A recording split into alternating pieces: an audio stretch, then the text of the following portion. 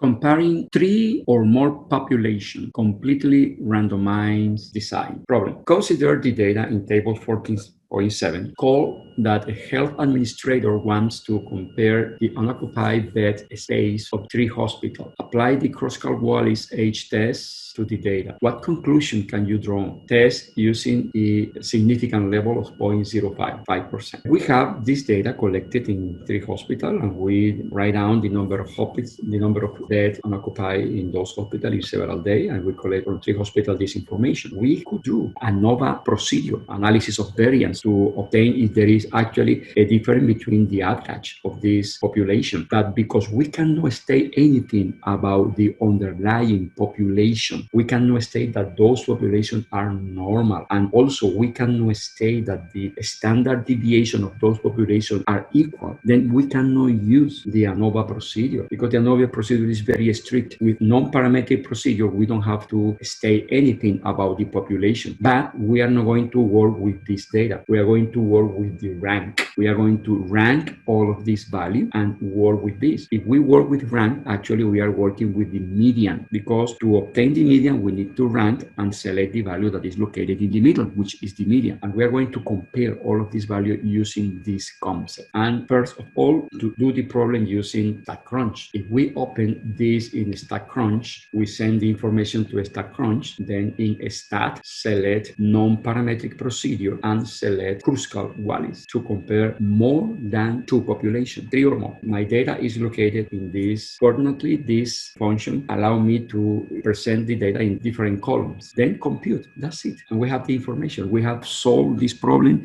in less than 5 seconds, 10 seconds. We have the p-value. Then remember, the criteria using p-value, if the p-value is small, reject the null. The null is the assumption that there is no difference between these. Population. We assume that there is no difference between these 3 populations. But when we compute the age statistic of these 3 populations, we know that the age statistic follow a chi-square distribution with degree of freedom k minus 1, where k is the number of population that we compare. In this study, we obtain age equal 6.098, that is a little far away from the degree of freedom, that is the expected value for that distribution. And we obtain p-value 0.04, which is smaller than alpha, which is 0.05. Then we reject the assumption that these 3 populations have the same distribution, and at least one of them have a different distribution because it's shifted to the left or to the right, because the median is bigger than the other or smaller than the other. We can answer all questions of this problem with this printout. Really is very easy. Let's return to, this is the printout of StatCrunch, and also you can do that in SPSS, and this is my test statistic. The test statistic, when we compute the data, but listen, we work in this test statistic with rank. This value represents here the average of the rank of each sample, sample 1, sample 2, sample 3, and this is the overall rank, no values, rank. When we compute this test statistic, the value was this, 6.098. The distribution of this statistic follow a chi-square distribution. Chi-square start always in 0 because all of these values are positive because the square. Then the expected value in any chi-square distribution is the degree of freedom. Then we expect that this statistic here, or one value less close to the degree of freedom or less than the degree of freedom. Here we have the majority of this test statistic. If we got a value far away, is far away from our expectation, then we can conclude that at least one data or one sample have rank bigger than the average rank. That is the result when we have a value sample different from the others. The rank of the sample will be different. If we have one of them that increase this difference, then the value will appear here. And if those rank, the rank for all sample are very close to the average rank, and those different will be close to 0. For that reason, we expect value here. When we assume that the 3 populations have the same distribution, or the 3 samples were taken from the same population. We don't expect value far away. When we got and test statistic far away from my expectation in this case is 2. The degree of freedom is 3 population minus 2. The degree of freedom is n minus 1. N minus 1 then for that reason is 3 minus 1 equal to. That is the degree of freedom. Then that is basically, you don't need to understand the detail of this procedure to solve the problem. That is the general idea. But let's show you work. Let's obtain the same numbers using formulas and tables. To do that, let's work with Excel. Here, this is the data in Excel. We are going to use this test statistic to obtain all of this value. But let's go to Excel. Let's send my data to Excel. This is my data in Excel. How can we rank all of this value? Let's treat these 3 samples as if these 3 samples were taken from the same population. Let's assume that there is no difference between these 3 populations. We can assume that was taken from the same population. And we are going to rank all of this value as a total. And after that, we are going to sum the rank that correspond to this value, the rank that correspond to this value, the sum, and we are going to compare all of these rank. Let's do it using those formulas. But first of all, let's rank. I am going to copy all of this value here. In front, we are going to write the rank. Let's copy all of these values. Control copy, Control V, and the third sample, Control C, Control V. Then let's write the rank for all of this here. Then I really pay attention to this. This function in Excel will save you a lot of time doing this process of ranking. I will allow you to do this in Excel. Then let's go to formula. In formula, let's go to more function, statistical function, and let's go to rank. Rank, but we are going to use rank average. Why rank average? If we have 2 values that are tied, then let's assign the average of the rank for both, treating this as if they were different. Okay, that is the rank function. We want to rank this value according to the position that this value occupy when we arrange all of these numbers from the smaller to the biggest one. Then I need to write all of this value here. The function asks me which value you want to rank and in which order, ascending or descending. If you write 0 is descending, we want ascending. Then let's write 1 and click OK. 6 will be located in the 5th position when we order all of these numbers from the smaller to the biggest one. And let's copy this formula to find the rank for all of this. But before we copy, our data must be fixed. Then my data is from A2 to C11. When I copy this formula, this position will be changed. I don't want that. I want these values. For that reason, I need to fix using $ symbol the column and the row for the first cell and the column and the row for the last cell. Then right now, I fix my data. Then I can copy this formula in all of these cells, and also I can copy this formula in all of these cells, and I make a mistake here. Then those values must be here, and I will copy these formulas, Control C and Control V. Then we already obtain the rank for all of this.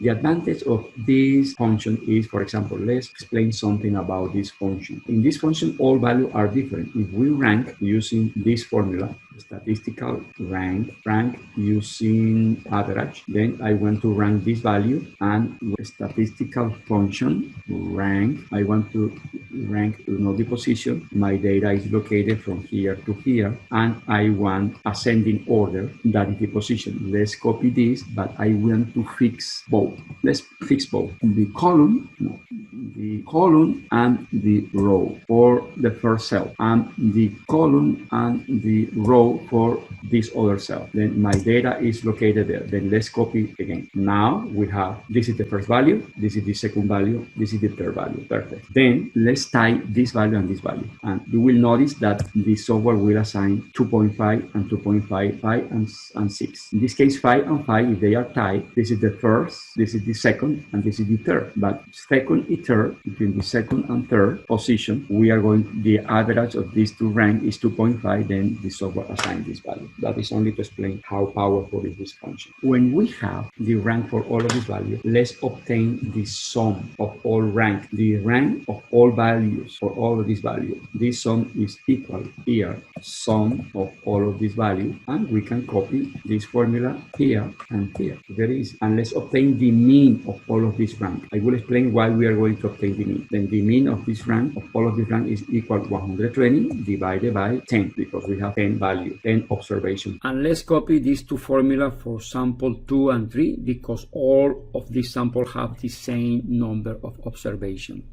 Let's obtain the mean of all rank. The mean we have from 1 to 30 observations. Then the mean of all rank could be obtained in two different ways. We can obtain the sum of all rank and divide it by 30, or we can use this formula. The mean all rank is given the number of observations, the number of values, plus 1 divided by 2 is the mean. It's very simple. In this case, it's 30 plus 1 divided by 2 will be 15.5. But we can obtain the same value if we sum the rank here plus the rank here plus this rank. We have some all rank, and we divided this sum by 30. We obtain exactly the same value, but here, because we have only, we rounded, we need to see the second decimal. How can we obtain h? H is this value. To obtain h, first of all, we need to find the mean of all of this rank. We did it. It's 12. And let me explain something in order that you can understand this procedure. If we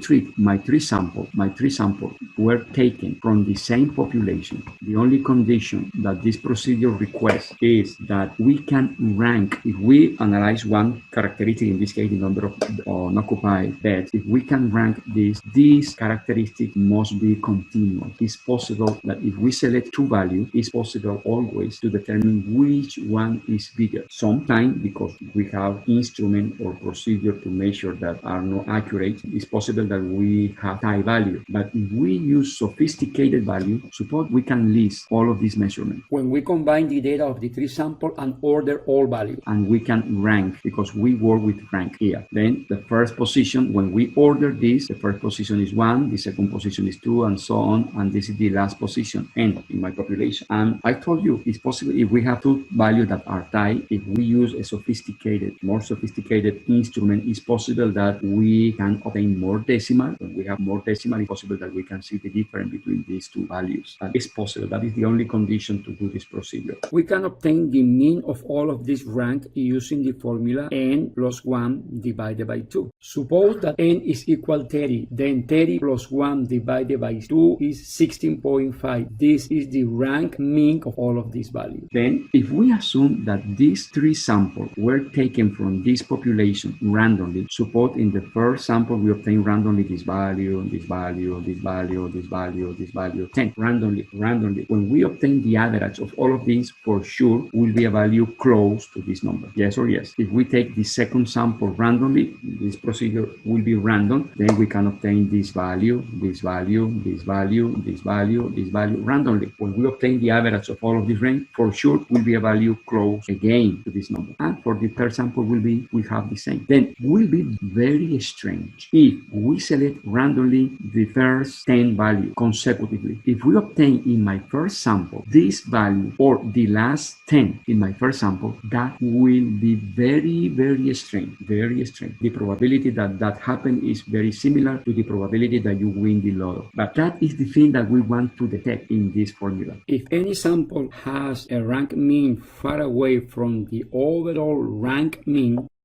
this difference is big, we are going to detect in this H. For that reason, the distribution of this test statistic is chi-square distribution, and the expected value is the degree of freedom. In this case will be 2, because we have three populations, the degree of freedom is 2, 3 minus 1. If we select any three samples from the same population, when we compute H for any three samples, these two values are very close. This value will be close to 0. For that reason, we expect value here and value close to 0. That is my expectation. However, if we have one sample like this term will be increased, will be bigger, will be very big, and that produces a test statistic far away from my expectation. That is the logic of this procedure. It's very important that you understand that. First, let's find each term, the mean of the sample minus the overall mean. But let's square immediately and multiply by the corresponding number. Then here, let's square, rise to the second power, and let's multiply immediately times 10, because we have 10 observations in all of these. And we obtain this term here inside this summation, this term. Let's copy this term, this operation here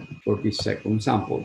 And here, the third sample. And after that, we need to multiply the sum of these three terms times this quantity. And this will be our H is equal 12 divided, open parentheses, N. In this case, N is 30. We have 30 observations. We are going to treat these three samples. If these three samples were taken from the same population, we have in total 30. Then 30 times 31 times, we don't need parentheses here because priority of operation. Then open parentheses, let's sum these three values. This value plus this value plus this value. And this is... I made a mistake when I copied the formula of the H term of the first sample to obtain the H term of the other two samples. I need to subtract in this formula here, in this term, I need to fix H F14 because my mean is located here. Be careful with this when you are copying. I need to fix this position. Let's fix both the column and the row. And after that, I can copy. Control C, Control V, and Control V. Okay, perfect. Then that is my test statistic. My expected value is 2. 6 is far away from 2. 6 is far away from 2. My test statistic is 6 point something. Is far away. That implies that at least one sample is far away from the other if we're selected randomly. And let's write down our work. The knowledge, the distribution of the number of occupied beds are the same for the three hospitals. The alternative, at least 2 of the 3 hospitals have unoccupied bed distribution that differ in location. Then these are all my data obtained in Excel, and we need to plot all of this value in my formula. You need to write down. You need to write down in your work. Despite you did it in Excel, you need to write down here all of this value in those formula. You need to expand the formula and you need to obtain this number. And my conclusion is very simple. When I select 3 samples from 3 identical populations, if I compute the test statistic H for all possible selection of 3 samples, the distribution of all test statistics H follow a chi-square distribution with expected value equal 3 minus 1, 2. I am expecting a value for H between 0 and a little bigger than 2, but no bigger than 5.999 if I don't want to reject 95% of my possible selection when the 3 populations are identical. In this study, my test statistic was 6.097 because 6.097 is bigger than 5.99147, which is my critical value. I reject the assumption that these 3 populations are identical, which is equivalent to support that at least one of these populations have a distribution or a median different from the other population. We reject the assumption that the distribution of unoccupied beds of the 3 hospitals have the same distribution, and we support the statement that at least one of these 3 hospitals has a distribution of unoccupied beds that is shifted above the distribution for the other hospital. That is, at least one of the hospitals tends to have a larger number of unoccupied beds than the other. That is our conclusion.